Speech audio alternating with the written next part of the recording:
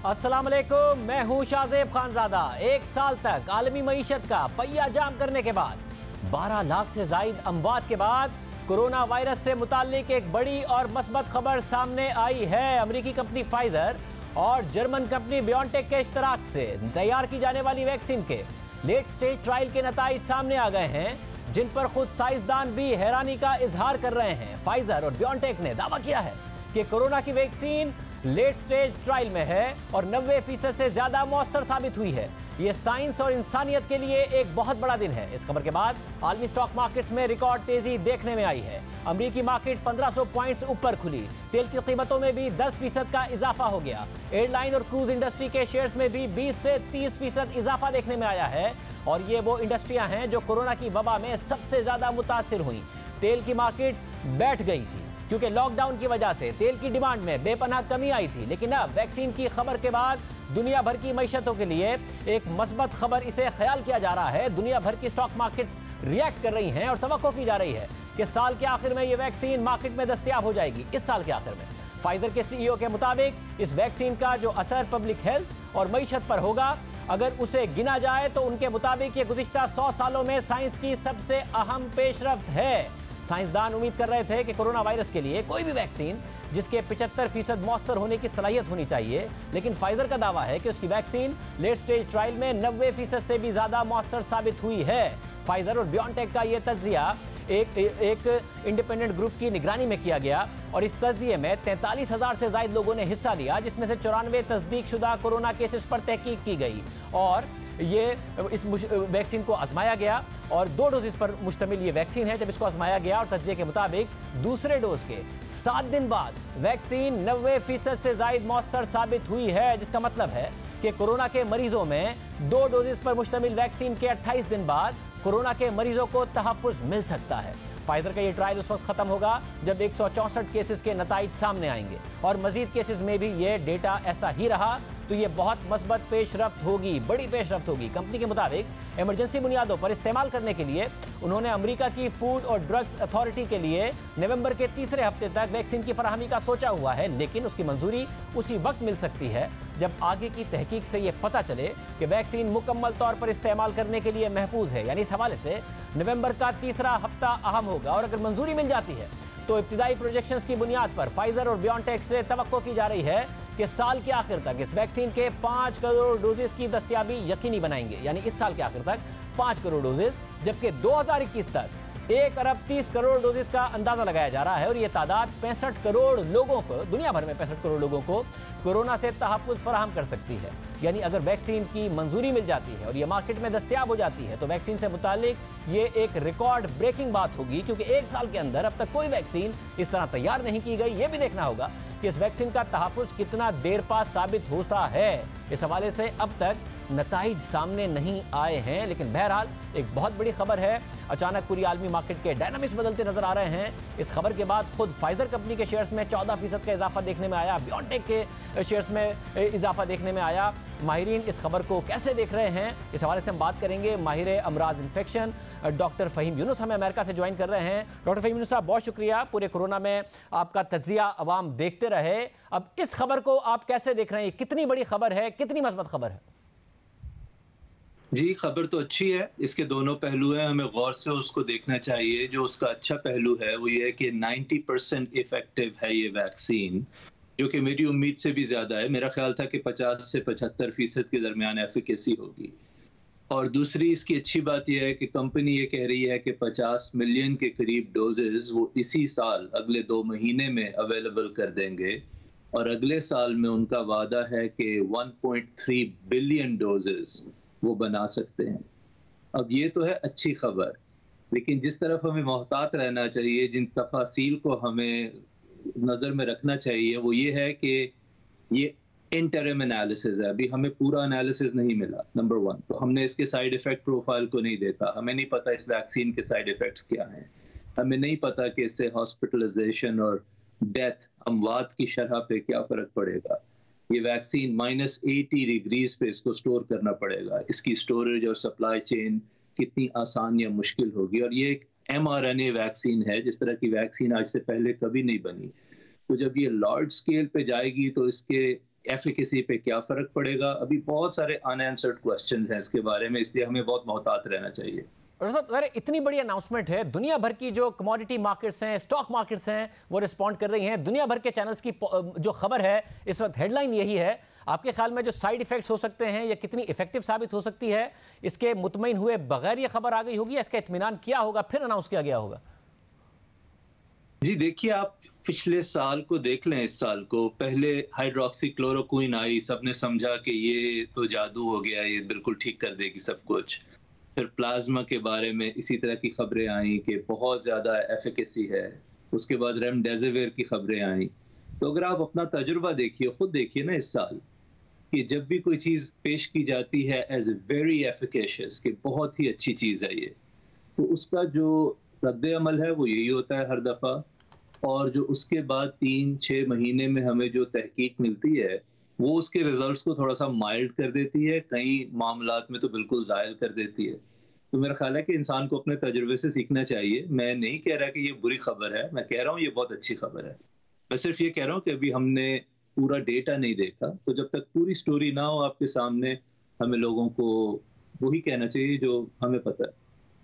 मतलब अब ये जो बायोनटेक की और फाइजर की पेशरफ्त है, अगर ये कामयाब हो जाती है तो आपको लगता है कि कोरोना इवेंचुअली आखिर में ख़त्म हो जाएगा मुकम्मल तौर पर, या फ्लू की तरह एक वायरस की सूरत में मौजूद रहेगा और जो फिर वैक्सीन उसके लिए इस्तेमाल करनी पड़ा करेगी? बहुत अच्छा क्वेश्चन है, इसके बारे में हम जानते नहीं, लेकिन दोनों ही सूरतें शाहजेब एक ही जैसी हैं। हमारा पर्पस इसको इररेलेवेंट करना है। देखिए H1N1 जो 10-11 साल पहले आया था, आज भी मैं उसके मरीज देखता हूं, लेकिन वो कोई न्यूज़ नहीं है, उससे लोग मर नहीं रहे, वो वायरस इररेलेवेंट हो गया है। तो कोरोना वायरस भी इररेलेवेंट हो जाएगा इंशाल्लाह ताला अपने वक्त पे। असल में अगर आप गौर करें तो दुनिया के 10-20 ममालिक हैं जहाँ ऑलरेडी इररेलेवेंट हो चुका है। ताइवान ने या वियतनाम ने या साउथ कोरिया ने या न्यूजीलैंड ने, इन्होंने वैक्सीन से ख़त्म नहीं किया इस वायरस को। और ये मैं हमेशा इसलिए कहता हूँ कि लोगों को ये हिम्मत मिले कि वैक्सीन के बगैर हमारे हाथ में आज जो इनिशिएटिव्स हैं, अगर हम मास्क पहने, अगर हम बड़े हजूम से बचें, तो वो it's probably as good as a vaccine, क्योंकि और ऐसे मुल्क हैं जिन्होंने उसको ख़त्म कर लिया है, तो इंशाल्लाह हम भी कर लेंगे। बहुत शुक्रिया डॉक्टर फ़हीम यूनुस का तज़किया आपने सुना। प्रोग्राम में आगे बढ़ते हैं। गुज़िश्ता महीने 18 अक्टूबर को PDM के जलसे में, कराची जलसे के बाद कैप्टन सफदर की गिरफ्तारी के वाक़े को 3 हफ्ते हो गए हैं। एक तरफ इस वाक़े की तहकीकात में कोई ठोस पेशरफ नहीं हुई, जिस पर अपोजिशन जमातें तहफ़्फ़ुज़ात का इजहार कर रही हैं, तो दूसरी जानिब FIR दर्ज करवाने वाले मुद्दई की केस में अदम दिलचस्पी और लगाए गए इल्ज़ामात के शवाहिद ना मिलने पर पुलिस ने FIR को ख़त्म करने के लिए जुडिशल मजिस्ट्रेट को चालान जमा करवा दिया, जिसमें FIR के मुद्दई के जाए वक़ुआ पर मौजूदगी को मशकूक करार दिया गया है। पुलिस चालान के मुताबिक मुकदमे के मुद्दई वकास खान मुतअद्दिद बार बुलाए जाने के बावजूद बयान रिकॉर्ड करवाने नहीं आए, जबकि केस के मुतालिक मौजूदा शवाहिद में ना तो जान से मारने की धमकियों से कोई शवाहिद मिले हैं, जान से मारने की धमकियों के, और ना ही CDR तफ्तीश में मुद्दई जाए वक़ुआ पर पाया गया। चालान के मुताबिक जब कैप्टन सफदर को गिरफ्तार करके तफ्तीश के लिए थाने लाया गया तो उस वक्त मुद्दई को कॉल की गई, मगर मुद्दई का फोन मुसलसल बंद जा रहा था। चालान के मुताबिक मुद्दई का कॉल रिकॉर्ड CDR के जरिए ट्रेस किया गया, जिससे मालूम हुआ कि मुद्दई वाक़े के वक्त जाए वक़ुआ पर यानी कायद आज़म के मज़ार पर मौजूद ही नहीं था, जिसकी तस्दीक बाद में मज़ार कायद की CCTV फुटेज से भी की गई। पुलिस चालान के मुताबिक मुद्दई को अपना बयान कलमबंद करवाने, मौके की निशानदही करने और दीगर गवाहान को वाक़े के मुतालिक बयानात कलमबंद करवाने के लिए कई बार बजरिया फ़ोन और ख़त मदऊ किया गया, मगर वो नहीं आए। चालान में मजीद कहा गया कि FIR में जो कत्ल की धमकी की शिक शामिल की गई थी वो भी झूठी साबित हो गई है, जिसके बाद FIR को B कैटेगरी में शामिल करने की दरख्वास्त की गई है। मुतल्लिका जज ना होने की वजह से केस की समाअत कल तक मुलतवी कर दी गई है। ये वो FIR है जिसके इंदराज के लिए तहरीक इंसाफ की क़यादत ने थाने में एहतजाज किया। मुकदमा दर्ज ना करने पर पुलिस अफसर से बदतमीजी तक की गई, साथ ही इस FIR की बुनियाद पर ही कैप्टन सफदर की गिरफ्तारी हुई और अब ये मामला सामने आ रहा है। तहरीक इंसाफ ने कितनी कोशिश की इस FIR के लिए, जरा देखिए। The area is responsible for this। हम इसको शामिल करेंगे कि पुलिस ने कैसे जाने दिया, पुलिस ने क्यों नहीं रोका। आप हम FIR कटा रहे, हमारा हक है। मेरी अब अर्ज सुन ले। फरमाइए। मेरी अर्ज ये है, मैं आपकी बात सुन के यहाँ आया हूँ अपनी ड्यूटी छोड़ के। ड्यूटी ये पकड़े इसको, जाके सफदर को पकड़ लेंगे, गिरफ्तार करें। फिर बाद में जब एफआईआर दर्ज कर ली गई तो तहरीक इंसाफ ने इसका क्रेडिट लिया। तहरीक इंसाफ के सिंध असेंबली में पार्लिमानी रहनुमा अली आदिल शेख ने तस्लीम किया कि यह एफआईआर उनके भांजे की मुद्दत में दर्ज की गई। अल्हम्दुलिल्लाह बिल्कुल वो एफआईआर मेरे भांजे वकास अहमद खान ने कटवाई है। कैप्टन सफदर ने 18 अक्टूबर को पीडीएम के कराची जलसे से पहले मज़ार क़ायद पर हाजिरी दी। उन्होंने वोट को इज्जत दो के नारे लगा दिए। इस वाक़े पर तहरीक इंसाफ कराची की क़यादत ने शदीद एहतजाज किया, पुलिस पर मुकदमा दर्ज करने के लिए दबाव डाला। 19 अक्टूबर की सुबह 5 बजे कैप्टन सफदर और दीगर के खिलाफ मुकदमा दर्ज किया गया, जिसमें कैप्टन सफदर पर मज़ार के तक़द्दुस को पामाल करने के अलावा कत्ल की धमकी का इक़दाम भी शामिल किया गया था। मुकदमा दर्ज करने के 1 घंटे बाद ही कैप्टन सफदर को गिरफ्तार कर लिया गया। कैप्टन सफदर गिरफ्तारी के चंद घंटे के बाद ही जमानत पर रिहा हो गए, लेकिन तनाज़ा उठ खड़ा हुआ। इस हवाले से मरियम नवाज ने प्रेस कॉन्फ्रेंस की और कहा कि आईजी सिंध मुश्ताक महर को अगवा किया गया, जिसके बाद दबाव में एफआईआर दर्ज की गई और कैप्टन सफदर को गिरफ्तार किया गया। इस वाक़े के 2 दिन बाद आईजी सिंध मुश्ताक महर समेत सिंध पुलिस के आला अफसरान ने इस वाक़े से पुलिस का मोराल गिरने की वजह जाहिर करते हुए छुट्टियों की दरख्वास्तें जमा करा दी, जिसके बाद बिलावल भुट्टो जरदारी ने प्रेस कॉन्फ्रेंस की और आर्मी चीफ और DGISI से वाक़े की तहकीकात करने की अपील की।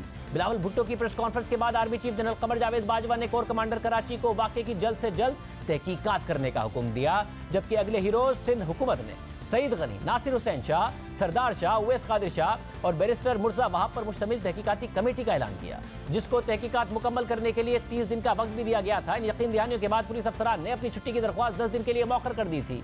कराची कोर कमांडर के तहत होने वाली तहकीकात को 3 हफ्ते गुजर गए हैं, जबकि सिंध हुकूमत की डेडलाइन भी करीब आ गई है, लेकिन केस के मुताल्लिक कोई पेशरफ्त अभी तक सामने नहीं आ सकी है। अलबत्ता पीपल्स पार्टी के चेयरमैन बिलावल भुट्टो जरदारी ने अपने BBC के इंटरव्यू में कहा था कि उनकी दरख्वास्त पर वाक़े की तहकीकात का नोटिस लेने के बाद आर्मी चीफ का उनसे दोबारा कोई राब्ता नहीं हुआ। उन्हें मालूम है कि इंक्वायरी चल रही है और उन्हें यकीन है कि उस पर तहकीकात मुकम्मल करके कसूरवारों को सजा भी दी जाएगी।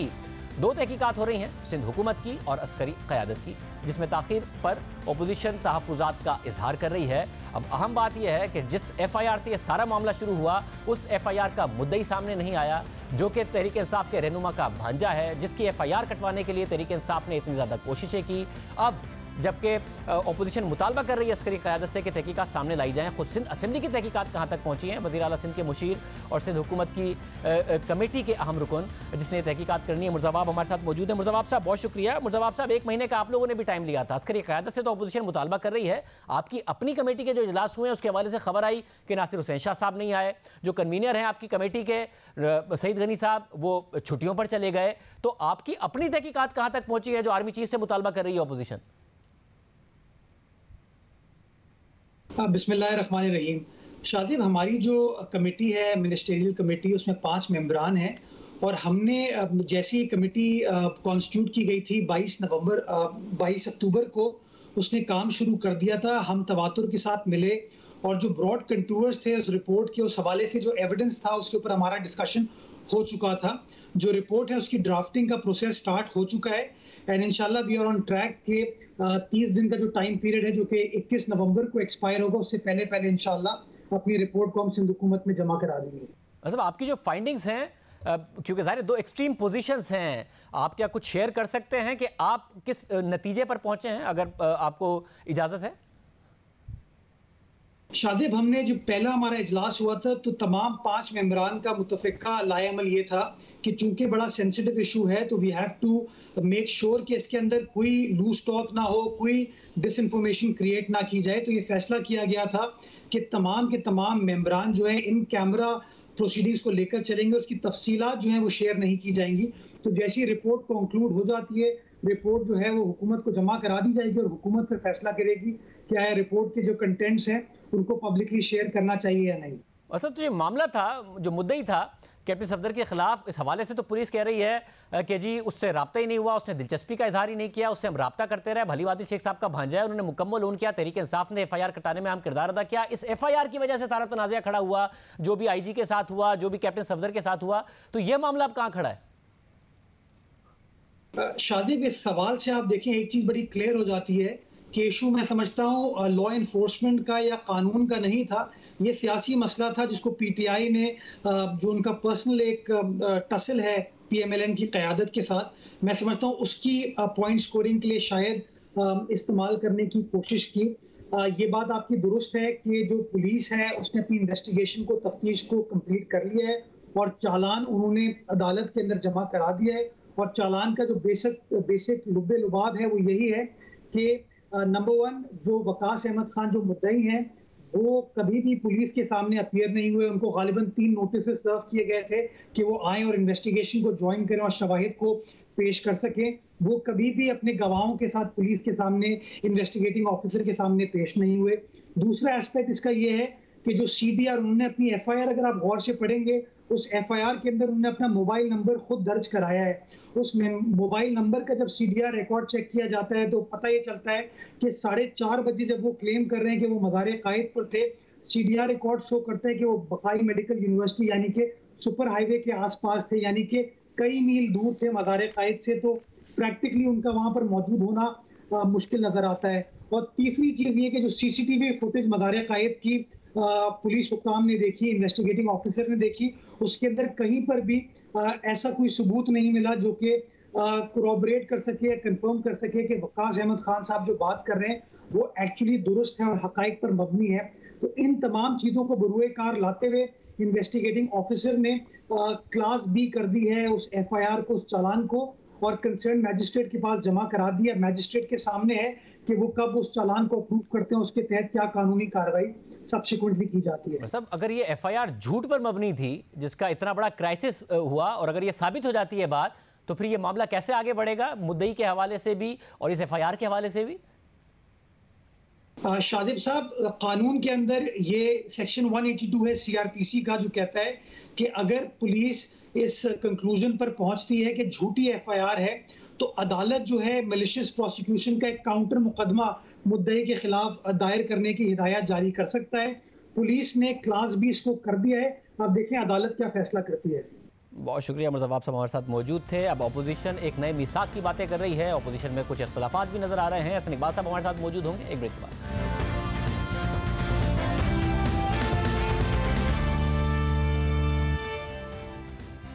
बिलावल भुट्टो के BBC को दिए गए इंटरव्यू के बाद अपोजिशन जमातों ने एक नया मिसाक तैयार करने का फैसला कर लिया है, जिसके लिए PDM की स्टीयरिंग कमेटी का इजलास 13 नवंबर को होगा, जबकि 14 नवंबर को सरबराही इजलास होगा, जिसमें स्टीयरिंग कमेटी की सिफारिशात की रोशनी में मुत्तफिका मिसाक तैयार किया जाएगा। गुज़िश्ता रोज अपोजिशन इत्तेहाद PDM का सरबराही इजलास हुआ, जिसमें नवाज शरीफ और बिलावल भुट्टो जरदारी के मौक़िफ़ पर तवील बहस हुई। जंग की खबर के मुताबिक नून लीग के रहनुमा शाहिद खान अब्बासी ने सवाल उठाया कि बताया जाए कि नवाज शरीफ का बयानिया कबूल करने के सिवा क्या रास्ता है। पीपल्स पार्टी के रहनुमा राजा परवेज अशरफ ने कहा कि एस्टैब्लिशमेंट के बजाय लोगों के नाम लेने हैं तो तय करना होगा। इजलास के बाद मौलाना फजल रहमान ने मीडिया से बात करते हुए नए लाए अमल का ऐलान किया।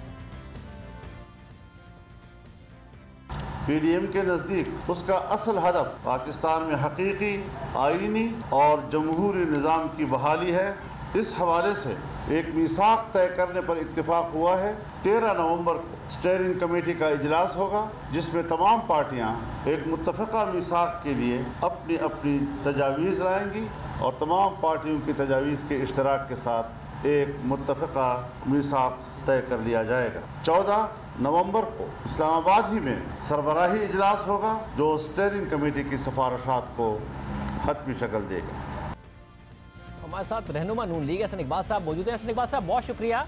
हसन इकबाल साहब, ये जो मामला है तकरीर का, वाकई आपको तय तो करना होगा ना। पीपल्स पार्टी जो कह रही है, ये तो नहीं हो सकता कि नवाज शरीफ साहब तकरीर कर दें फिर पीपल्स पार्टी तहफ़्फ़ुज़ात का इज़हार करे, या तो तय कर लें कि आइंदा नाम लिए जाएंगे या फिर तय कर लें कि आइंदा नाम नहीं लिए जाएंगे। ऐसा होगा कि नवाज शरीफ साहब तकरीर करेंगे और फिर बिलावल भुट्टो जरदारी साहब इंटरव्यू देंगे और फिर खबर आएगी कि आप में इख्तलाफात हैं। देखिए, हमारा जो एक पेज है वो ये है कि इस मुल्क के अंदर कॉन्स्टिट्यूशनल सुप्रीमेसी होनी चाहिए। इसके ऊपर कोई दो राय नहीं है और इसके ऊपर भी किसी का इख्तलाफ नहीं है कि हर इदारे को अपने दायरे कार में काम करना चाहिए। और शायद इस पर भी किसी को इख्तलाफ नहीं है कि इस वक्त पाकिस्तान के सामने एक बहुत एग्जिस्टेंशियल थ्रेट उसकी इकॉनमी की सूरत में सामने दरपेश है, जिसको कोई अकेला नहीं निकाल सकता। और हम सबको एक कलेक्टिव, इंक्लूसिव, कोलैबोरेटिव गवर्नेंस की जरूरत है, जिससे हम मुल्क के अंदर ये जो एक पोलराइजेशन पैदा की जा रही है, इस वक्त जो लीडरशिप है जो सिर्फ पोलराइजेशन करना जानती है और कुछ नहीं जानती, इससे भी हमें एक ओपनिंग चाहिए, इससे हम निकलें इस डेड एंड से। तो लिहाजा मैं समझता हूं कि जो बुनियादी जुजियात हैं उसके ऊपर हम सब मुत्तफिक हैं।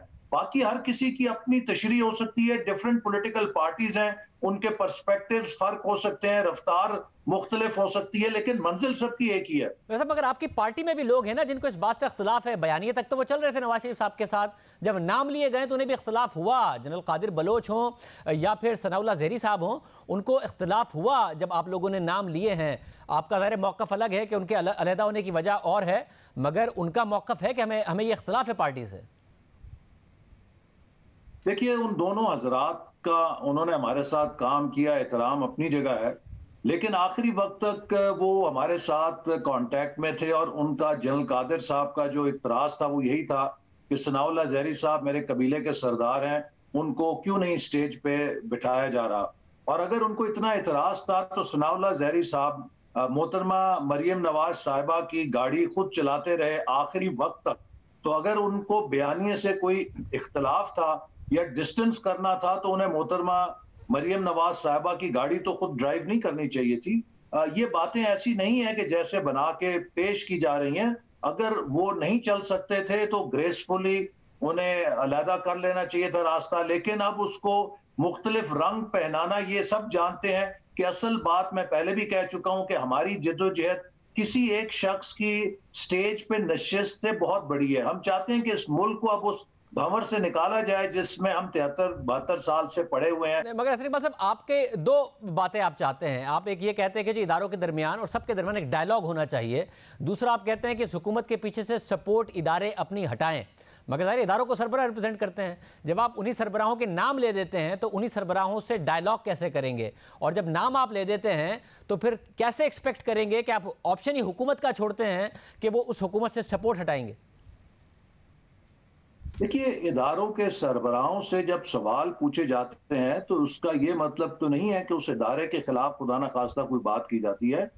शाहजेब, आप भी जानते हैं, मैं भी जानता हूं और 22 करोड़ लोग जानते हैं हमारी तारीख क्या है। और मैं बार बार कह चुका हूं कि बदकिस्मती ये है कि पाकिस्तान में हम डेमोक्रेटिक स्ट्रक्चर्स को ऑर्गेनिकली ग्रो नहीं कर सके। देखिए, यहाँ पर कन्वेंशन लीग बनी, वो क्या रेलवे के महकमे ने बनाई थी? काफ लीग बनी, क्या वो पाक PWD ने बनाई थी?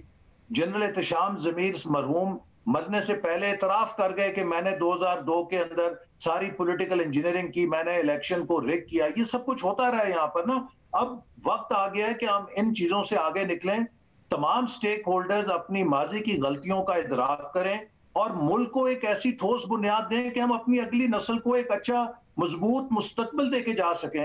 वैसे मगर आपका जो बयानिया है उसका इस वक्त जो पैमाना है कि किस हद तक अवाम इसको मान रहे हैं, वो गिलगित बल्तिस्तान का इलेक्शन नहीं है। मरियम नवाज साहिबा भरपूर कैंपेन कर रही हैं, बिलावल भुट्टो ज़रदारी साहब भरपूर कैंपेन कर रहे हैं, मगर वजीर आजम ने वाज़े तौर पर कहा है कि तहरीके इंसाफ वहां पर क्लीन स्वीप करेगी। तहरीके इंसाफ के रहनुमा भी वहां पर भरपूर कैंपेन कर रहे हैं। तो आपका बयानिया कितना इस वक्त अवाम में सेल हो रहा है, कितने आप पॉपुलर हैं? ये इलेक्शन नहीं होगा और अगर ये आप हार गए तो आपके लिए एक सेटबैक नहीं होगा? देखिए शाहजेब, मैं आज इलेक्शन कमिश्नर को मिला हूं खुद जाके और आपके जरिए ये चीज फ्लैग करना चाहता हूं। बदकिस्मती से गिलगित बल्तिस्तान के इंतखाबात में भी वही जो चोरी से हुकूमत आई है, वो मैंडेट चोरी करने के पूरे स्कीम बना रही है। ये मुल्क के मफाद के साथ ये खेल रहे हैं। पहले नंबर पे ज़ाब्ता अखलाक जो इलेक्शन कमीशन ने बनाया था, प्राइम मिनिस्टर और मिनिस्टर्स यहाँ नहीं आ सकते थे। प्राइम मिनिस्टर आए और प्राइम मिनिस्टर ने आके उस नेशनल कंसेंसस का ब्रीच किया जिसके गारंटर आर्मी चीफ और DGISI थे। वहां पर जब मीटिंग हुई तो पूरी कौमी क़यादत ने यह फैसला किया गिलगित बल्तिस्तान के मुस्तकबिल के हवाले से फैसला नेशनल कंसेंसस से इलेक्शन के बाद में होगा। उस नेशनल कंसेंसस का ब्रीच करते हुए प्राइम मिनिस्टर ने यहां पर आके यकतरफा ऐलान किया कि वो सूबा बनाने जा रहे हैं और इस बात की भी कोई निशानदही नहीं की कि उनका ये ऐलान वो कैसे करेंगे और कश्मीर के मौक़िफ़ पे इसके क्या असरात होंगे। फिर उनके वज़रा यहां पर आके रिश्वत बांट रहे हैं, टीवी पे आप लोग बयान चला रहे हैं कि इतने हजार वोट दो, इतने अरब रुपए ले लो, और इलेक्शन कमीशन सोया हुआ है। ना सिर्फ ये, जिस किस्म की गुफ्तगू यहाँ पे की जा रही है, इंतहाई घटिया लुच्चर अंदाज में जो वज़रा गुफ्तगू कर रहे हैं, उससे गिलगित बल्तिस्तान के अवाम में शदीद इश्तियाल है। मतलब अगर इश्तियाल है तो ये तमाम चीज़ें जो आप फैक्टर्स बता रहे हैं, उसके बावजूद अगर जलसों में आपका टर्नआउट है और वोटर इलेक्शन डे पर भी वोटर आपका निकल आता है, तो आप इलेक्शन जीत सकते हैं या आप नहीं जीतेंगे? आपको नजर आ रहा है कि आप नहीं जीतेंगे, उसके बाद जाहिर है आपके खिलाफ एक बयानिया बनेगा कि अवाम ने आपका बयानिया नहीं कबूल किया। हमने यहां पर एक स्कैम पकड़ा है, पोस्टल बैलेट्स हजारों की तादाद में इशू किए जा रहे हैं। एक शख्स दुकानदार है, उसको सरकारी मुलाजिम साबित करके उसका पोस्टल बैलेट भी इशू करा लिया गया है। एक सरकारी मुलाजिम जाता है पोस्टल बैलेट इशू कराने, उसे पता चलता है वो पहले ही इशू हो गया। ये सारे सबूत हमने आज जाके चीफ इलेक्शन कमिश्नर के सामने पेश किए हैं और कहा है कि आप जितने पोस्टल बैलेट इशू किए हैं उनकी फहरिस्तें आवेजा करें, ट्रांसपेरेंट करें, किस किस को किया है, किसको नहीं किया। स्टूडेंट्स हैं, उनको सरकारी मुलाजिम बनाकर पोस्टल बैलेट इशू कर दिया गया है। मैं इस बात पे दोबारा हुकूमत को कहना चाहता हूं, अगर गिलगित बल्तिस्तान में इन्होंने ये रविश ना बदली तो इसका बराह रास्त फायदा भारत उठाएगा, जो मकबूजा कश्मीर के अंदर इलेक्शन में धांधली करता है। खुदा के लिए मुल्क के मफाद के अंदर इक़दाम करें। मतलब आपकी बातों से पहले ही लग रहा है कि जैसे आप इलेक्शन हार जाएंगे, आपको ये महसूस हो रहा है।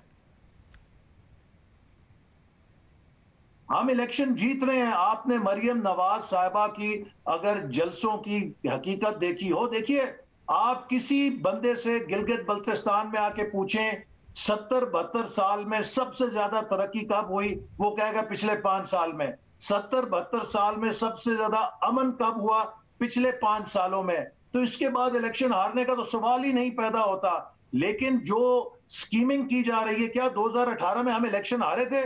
हराया गया था, धांधली की गई थी। हमारे 6 से ज्यादा इलेक्टेबल्स को प्री पोल रिगिंग करके तोड़ के पीटीआई में जबरदस्ती शामिल किया गया, हॉर्स ट्रेडिंग की गई यहाँ पे। और अब यहाँ पर बाकायदा बोगस लिस्टों के साथ पोस्टल बैलेट सैकड़ों हजारों की तादाद में इशू किए जा रहे हैं, जिनके सबूत हमने इकट्ठे कर लिए हैं। और जब ये हम पेश करेंगे बैनुल अक़वामी सतह के ऊपर, इसके क्या रिपरकशंस होंगे, इन हुक्मरानों को शायद उसकी फिक्र नहीं है। बहुत शुक्रिया इकबाल साहब हमारे साथ मौजूद थे। और आम खबर उस पर बात करेंगे एक ब्रेक के बाद।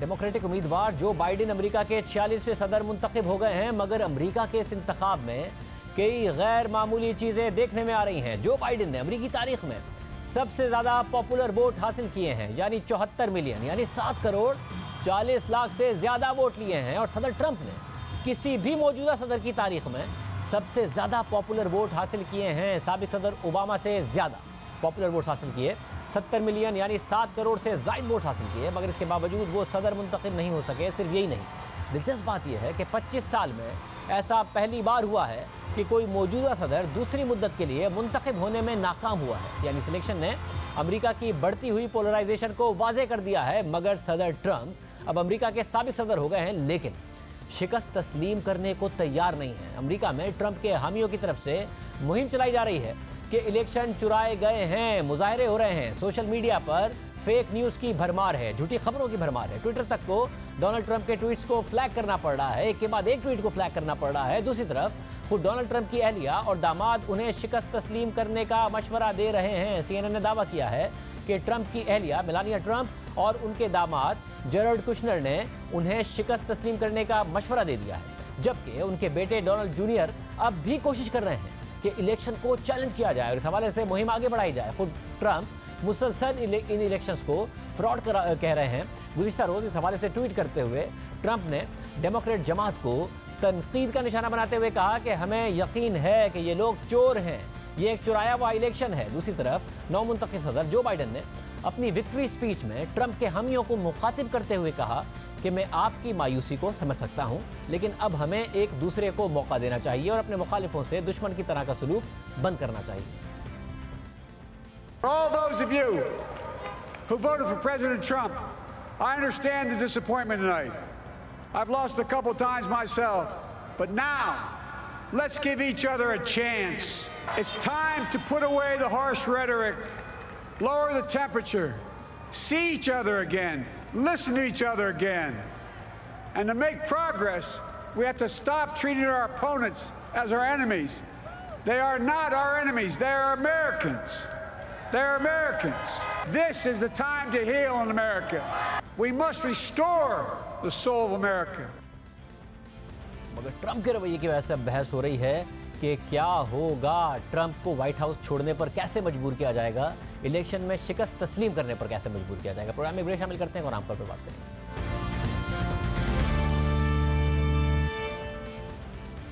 जंग और जियो ग्रुप के editor in chief Mir Shakeel उर रहमान की 34 साल पुराने जायदाद के केस में जमानत मंजूर हो गई है। मीर शकील उर रहमान 8 महीने हिरासत में रहे और आज उन्हें जमानत मिल गई है। सुप्रीम कोर्ट में जस्टिस मुशीर आलम की सरबराही में 3 रुकनी बेंच ने मीर शकील की दरख्वास्त जमानत पर समाअत की। मीर शकील उर रहमान के वकील अमजद परवेज एडवोकेट ने अदालत में दलाइल देते हुए कहा कि मीर शकील उर रहमान को 12 मार्च को गिरफ्तार किया गया और ये गिरफ्तारी इंक्वायरी के स्टेज पर अमल में लाई गई। मीर शकील के वारंट गिरफ्तारी भी उसी रोज जारी हुए। वकील अमजद परवेज ने कहा कि मौजूदा रेफरेंस 4 लोगों के खिलाफ दायर हुआ, मगर इस केस में मीर शकील उर रहमान के अलावा किसी एक को भी गिरफ्तार नहीं किया गया। मीर शकील के वकील ने अदालत से कहा कि कोई भी हुकूमती इदारा इस केस में मुद्दई नहीं है। ये केस किसी हुकूमती इदारे के बजाय एक शहरी के दायर करने पर हुआ। जस्टिस याया आफरीदी ने सवाल किया कि क्या इस वक्त मीर शकील के कब्जे में 54 केनाल से ज्यादा इराजी है, जिस पर वकील अमजद परवेज ने कहा कि मीर शकील उर रहमान पर 4 केनाल 12 मरले इराजी जायद कब्जे में होने का इल्जाम है। हालांकि ये इराजी रास्ते के तौर पर दी गई। दौरान समाअत नैब प्रोसिक्यूटर ने अदालत से कहा कि मीर शकील उर रहमान पर गलियां प्लॉट में शामिल करने का इल्जाम है। इस पर दरख्वास्त गुजार के वकील ने कहा कि जी जिनको ये गलियां कहते हैं ये वही इजाफी जमीन है। इस वक्त 1986 में गलियां थी ही नहीं, खेत थे। मास्टर प्लान 1990 में मंजूर हुआ तो 1987 में गलियां प्लॉट में डालने का इल्जाम कैसे लगाया जा सकता है। जैसे याया आफरीदी ने नैब से सवाल किया कि क्या इस इराजी की रकम आज भी वाजिबुल अदा है, जिस पर नैब के एडिशनल प्रोसिक्यूटर ने कहा कि जी ये केस भी है। इस पर मीर शकील उर रहमान के वकील ने मौक़िफ़ अपनाया कि एलडीए को रकम पॉलिसी के मुताबिक अदा कर दी गई थी। नैब का ये केस नहीं है कि इराजी की रकम अदा नहीं की गई। नैब का केस ये है कि पॉलिसी के तहत रकम अदा नहीं करनी थी, बल्कि मार्केट रेट पर रकम अदा करनी थी। दौरान समाअत जस्टिस याया आफरीदी ने नैब प्रोसिक्यूटर से सवाल किया कि मीर शकील ने जो दस्तावेजात दिखाई वो दुरुस्त हैं या गलत, जिस पर नैब प्रोसिक्यूटर ने जवाब दिया कि मीर शकील उर रहमान की दस्तावेजात दुरुस्त हैं। जैसे याया आफरीदी ने पूछा कि ये बताएं फिर आपने दूसरे लोगों पर नैब का रेफरेंस क्यों नहीं बनाया। बेंच में शामिल जस्टिस मुशीर आलम ने सवाल किया कि इस वक्त किसी और से भी मार्केट प्राइस उस वक्त ली गई थी, क्या आपने किसी और को भी नोटिस दिया कि वो इजाफी रकम दे। इस पर नैब प्रोसिक्यूटर ने जवाब दिया कि रिकॉर्ड से ऐसा साबित नहीं होता। जस्टिस याया आफरीदी ने कहा कि ये बताएं कि क्या हम इस दरख्वास्त जमानत पर फैसला जारी करें। अगर नैब जमानत की मुखालफत करता है तो अदालत फिर फैसला देगी। उस पर नैब प्रोसिक्यूटर ने कहा कि हम लिख कर देते हैं कि दरख्वास्त जमानत की मुखालफत नहीं करते। नैब ने अपनी 3 शराइत रखी कि मीर शकील उर रहमान का पासपोर्ट जमा कराएं, कैश रकम जमा कराएं और ट्रायल पर असरअंदाज ना हो। जिसके बाद सुप्रीम कोर्ट ने जंग और जियो के editor in chief Mir Shakeel उर रहमान की जमानत मंजूर कर ली। मीर शकील उर रहमान को नैब ने 28 फरवरी को तलबी का नोटिस जारी किया, जिसके बाद वो 5 मार्च को पेश हो गए। फिर उन्हें 12 मार्च को दोबारा तलब किया, वो फिर पेश हो गए, मगर फिर उसी दिन उन्हें गिरफ्तार कर लिया गया। उसके लिए लाहौर हाई कोर्ट में उनकी गैर कानूनी गिरफ्तारी के खिलाफ और जमानत के लिए दरख्वास्त दायर की गई और यह मौका इख्तियार किया गया कि नैब ने शिकायत की तस्दीक के मरहले में गिरफ्तार कर लिया था। हालांकि वो नैब के सामने पेश हो रहे थे, उन्हें लाहौर ऑफिस में तलब किया गया और उसी दिन इस्लामाबाद से उनकी गिरफ्तारी के वारंट जारी कर दिए गए। इसलिए मीर शकील उर रहमान की गिरफ्तारी को गैर कानूनी करार दिया जाए, मगर ये दरख्वास्त 7 अप्रैल को मुस्तरद कर दी गई। इसी दौरान मीर शकील उर रहमान के भाई की तबीयत खराब हुई तो उन्होंने अदालत से इस्तदा की, दरख्वास्त की कि उन्हें उनके एक ही भाई हैं मीर जावेद उर रहमान जो बीमार हैं, कैंसर है, वेंटिलेटर पर हैं, इसलिए उन्हें अस्पताल जाने की इजाज़त दी जाए क्योंकि वेंटिलेटर से मुतालिक फैसला करना है। उस पर यह भी जवाब आया कि वेंटिलेटर से मुतालिक फैसला ख़ानदान का कोई भी शख्स कर सकता है। फिर जस्टिस सरदार अहमद नईम और जस्टिस फारूक हैदर पर मुश्तमिल 2 रुकनी बेंच ने 31 मार्च को यह दरख्वास्त भी मुस्तरद कर दी और फिर मीर शकील उर रहमान के भाई का इंतकाल हो गया और वो नमाज जनाजा में शरीक हुए। फिर जब 28 अप्रैल को एहतसाब अदालत ने मीर शकील उर रहमान को जुडिशल रिमांड पर भेज दिया, उसके बाद लाहौर हाई कोर्ट से दोबारा रुजू किया गया, मगर लाहौर हाई कोर्ट में उनकी दरख्वास्त जमानत बार बार इल्तवा का शिकार होती रही, बार बार बेंच बदलते रहे। फिर 8 जुलाई को मीर शकील उर रहमान की जमानत की दरख्वास्त लाहौर हाई कोर्ट ने खारिज कर दी, जिस पर मीर शकील उर रहमान ने 11 सितंबर को सुप्रीम कोर्ट में दरख्वास्त दायर की और यह मौका इख्तियार किया कि लाहौर हाई कोर्ट के फैसले को कलअदम करार देते हुए उन्हें जमानत दी जाए। मीर शकील उर रहमान की तवील अरसे से गिरफ्तारी पर मुल्की और बैनुल-अक़वामी सहाफ़ी और बाद सियासी हल्के अपने तहफ़्फ़ुज़ात का इजहार करते रहे। मुल्क भर में उनकी गिरफ्तारी के खिलाफ मुसलसल एहतजाज किया गया। वो 8 माह तक हिरासत में रहे और आज सुप्रीम कोर्ट ने उनकी जमानत मंजूर कर ली है। प्रोग्राम में एक ब्रेक शामिल करते हैं और आपको बात करेंगे।